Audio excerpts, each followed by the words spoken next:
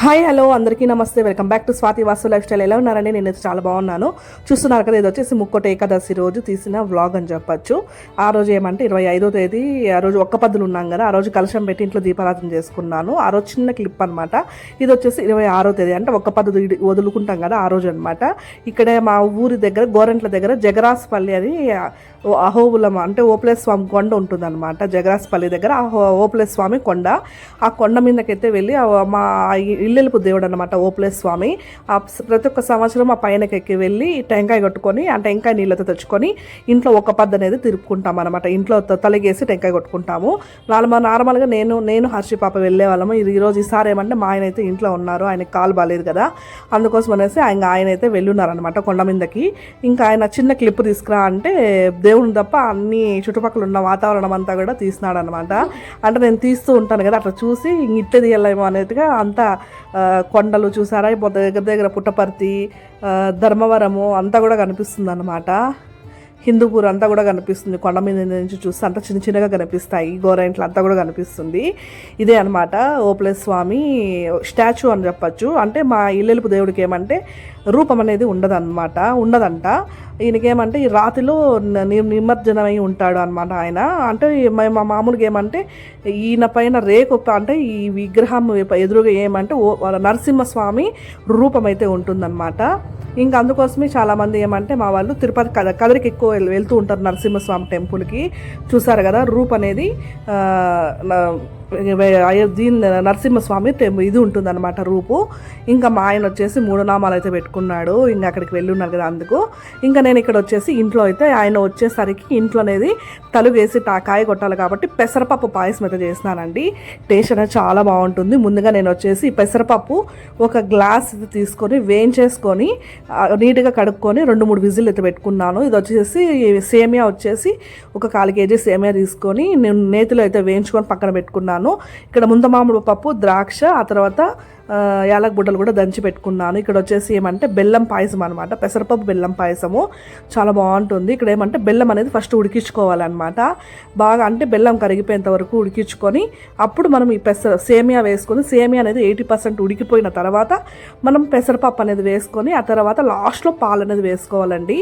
ముందుగా మనం పాలు కనుక వేసేసినామంటే పాలు అయితే విరిగిపోతాయి అన్నమాట. బెల్లం వల్ల పాలు విరిగిపోతాయి. బెల్లంలో సున్నం ఉంటుంది కాబట్టి బెల్లానికి పాలకు సెట్ అవ్వదు కాబట్టి ఖచ్చితంగా పగిలిపోతుంది. లేదంటే బెల్లం వేసి పాలు ఉడికించినా కూడా పాలు అనేది పగిలిపోతుంది. అది అందరికీ తెలిసిన విషయమే.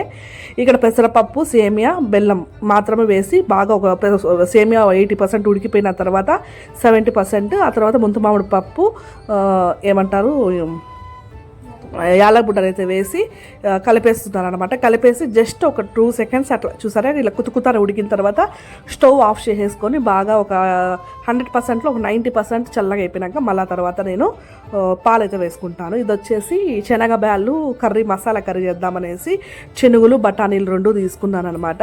తీసుకొని దీంట్లోకి ఉల్లగడ్డ, వంకాయ కూడా కట్ చేసి పక్కన పెట్టుకున్నాను. ఇంకా ఉల్లగడ్డ అనేది నాకు అరిచిపాపకి ఎక్కువ ఇష్టం అనమాట కాబట్టి కొద్దిగా ఎక్కువ వేసుకున్నాను. ఇక్కడ వచ్చేసి కొద్దిగా కొత్తిమీర, ఎండు పచ్చి కొబ్బరి, 2 టమోటాలు, తెల్లగడ్డ 1, అల్లం వెల్లుల్లి పేస్ట్, చెక్క, లవంగాలు. ఇక్కడ పచ్చి కొబ్బరి ఫ్రిడ్జ్లో పెట్టున్నాను అనమాట, అది చూపిస్తున్నాను. ఎండు కొబ్బరి కూడా వేసుకోవచ్చు. ఇంకా ఇక్కడ కొత్తిమీర అంతా పెట్టుకొని అల్లం వెల్లుల్లి పేస్ట్, తెల్లగా 2 టమోటాలు, ఎర్రగడ్డ, చెక్క, లవంగాలు.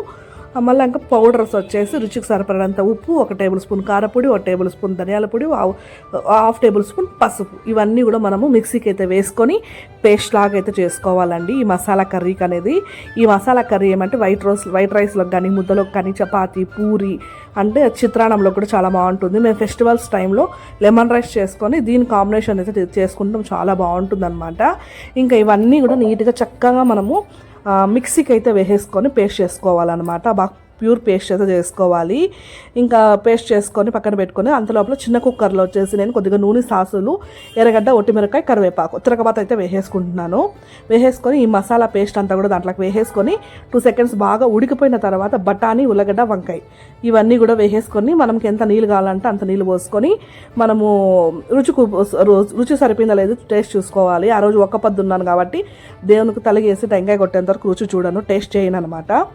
అన్ని పర్ఫెక్ట్ పర్ఫెక్ట్గా సరిపోయినాయి. ఇంకా అదైతే మసాలా రైస్ కర్రీ అయితే అయిపోయింది. ఇప్పుడు వచ్చేసి లెమన్ రైస్ అనమాట. కొద్దిగా కాదు, కొద్దిగా ఆయిల్ ఎక్కువ వేసుకుంటాను లెమన్ రైస్కి.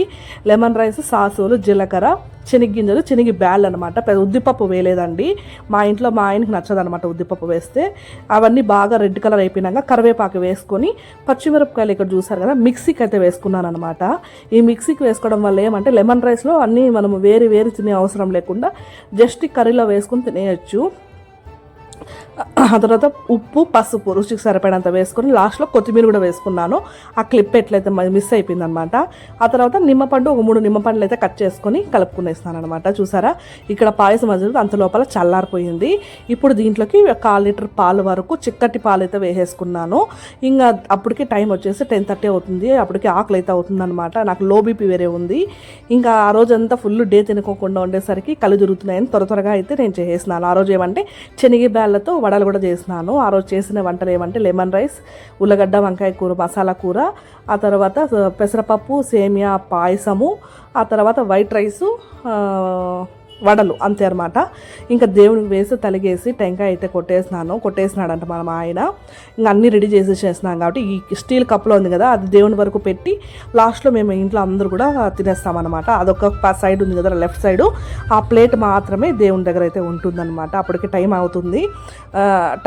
నాకు ఆకలి అవుతుంది అనేది కాదు కానీ ఖచ్చితంగా ఆ రోజు చాలా త్వరగానే టెంకాయ అయితే కొట్టేసుకోవాలి.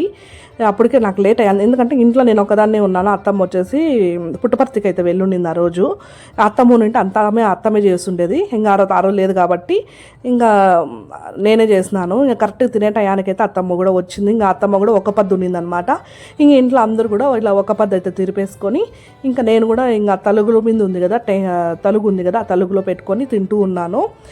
ఒకరోజు ఒక పద్దు ఉండి ఆ నెక్స్ట్ డే ఫుడ్ తినాలంటే అన్నం అనేది తినబుద్ధి కాదండి. ఎందుకంటే పొట్టలో ఫుల్ గ్యాస్ అయిపోయినట్టు, అంటే ఫుల్గా ఉన్నట్లు ఉంటుంది అనమాట. పొట్ట ఒక 2 పీడసలు అన్నం నోట్లో పెట్టుకునేసరికి ఇంకా టేస్ట్ అయితే అన్నీ కూడా బాగున్నాయి. ఆకలి మీద ఏం పెద్దగా తెలియలేదు. టేస్ట్ అయితే చాలా బాగున్నాయి అన్నమాట. ఇంకంతే అండి. ఏమంటారు, ఈ ఫెస్టివల్ అనేది ఇలా సింపుల్గా అయితే జరిపేసుకున్నాము అన్నట్టు. మీకు కూడా ఈ ఫెస్టివల్ ముక్కోటి ఏకాదశి ఉందా లేదా కూడా కింద కామెంట్ సెక్షన్లో చెప్పండి. ఈ ముక్కోటి ఏకాదశి నుంచి ప్రతి ఒక్క ఫెస్టివల్ కూడా స్టార్ట్ అవుతాయి. అంతేనండి. మీకు నా వీడియో నచ్చినట్లయితే ప్లీజ్ సబ్స్క్రైబ్.